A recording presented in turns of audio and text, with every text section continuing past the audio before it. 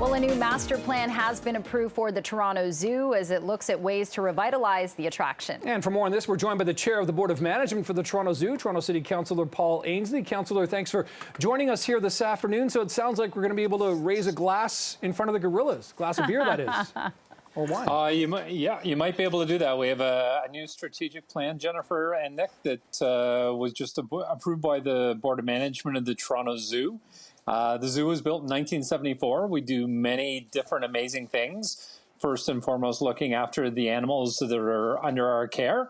But we do have a number of opportunities for improving the zoo and making it more welcoming. And, as one of the lines in our strategic plan said, clean out the attic. Yeah, cleaning out the attic. Paul, I want to get your take on this recent guest survey suggesting that 70% of visitors have no plan on revisiting the zoo anytime soon. That's a lot of people. So while this new zoo is being built or the revitalization is happening, how will business kind of keep up and survive? Well, Jennifer, and that's a great question. We have a lot of competition in the city of Toronto, and we have, as I said, this new strategic plan that's looking at reinvigorating the zoo, and it's an ongoing plan. So, for example, one of the things that we're doing is having more outreach in the community with partners. So, starting this Friday, you can come to the zoo in the evening and go to our Terra Lumina light exhibit. Very excited next month.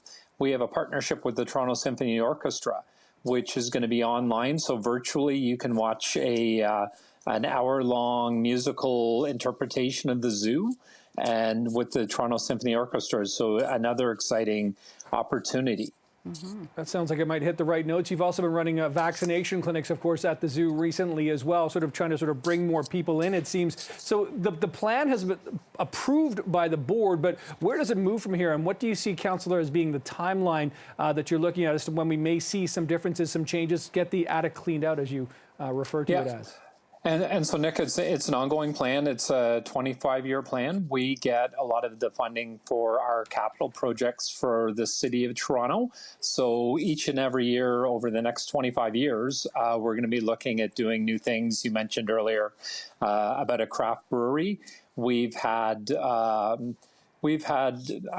craft brewery days the past couple of years because one of the challenges we find is that there's a gap for people between the ages of 18 and 33.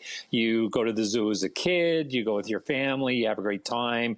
You might go when you're dating in your late teens, early 20s. And then we often find that people, until they have children, don't come back to the zoo. So there's that big gap there. And one of the innovative ways that we looked at partnering was with some of the craft breweries, bringing people in that demographic, and we've had a very successful time. So one of the things our strategic plan is, maybe we should have a craft brewery on site. We're in the east end of Scarborough. The zoo is a huge piece of property. It's not always easy to get around, so we're looking at bringing exhibits closer together, but also one of the opportunities might be to have a hotel at the front gates within our what we call a conservation campus, so people can come to the zoo, stay, hang out. If you need a break, go back to your hotel room or a hotel that's all themed around the zoo. So many exciting opportunities in our strategic plan.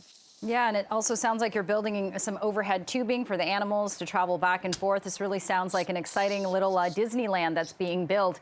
And hey, if you're trying to reach that 18 to 33 demographic, very quickly, Councillor Ainslie, is there any thought to creating some animal-inspired cannabis products?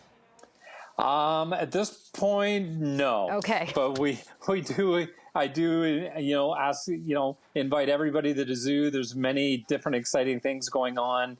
And not just at the zoo on the grounds, as I said, there's a partnership with the Toronto Symphony Orchestra. If you have school groups, you can do virtual visits to the zoo as we begin to open up again. You can also, there's many different opportunities. We've had weddings at the zoo, wedding receptions, a very unique experience doing that. And I just invite the public, the zoo over the next 10 years, it's going to continue to be an even better and more exciting place for everyone to visit. Lots to do at the Toronto Zoo. Okay, Councillor Paul Ainslie, thank you so much for your time in this very fun chat. Have a good day. Thanks, Jennifer and Nick. Have a great day.